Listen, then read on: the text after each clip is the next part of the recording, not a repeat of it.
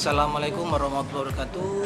Saya Bambang Pramusinto, General Manager Kiryat Moreotel Aceh. Alhamdulillah hari ini kita mengadakan kegiatan donor darah rutin setiap 2 bulan sekali. Yang seperti biasa kita juga mengundang beberapa rekanan ataupun kolega kita baik dari TNI, Polri, BUMN, serta komunitas yang harapan dan tujuannya tentu untuk membantu PMI khususnya pada Aceh untuk mencukupi ketersediaan darah.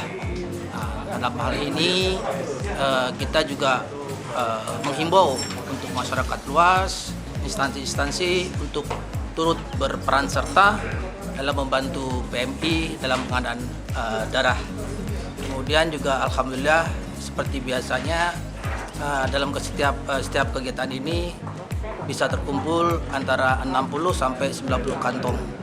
Semoga kegiatan ini tetap terus bisa kita laksanakan rutin per 2 bulan sekali guna membantu ketersediaan darah di PMI.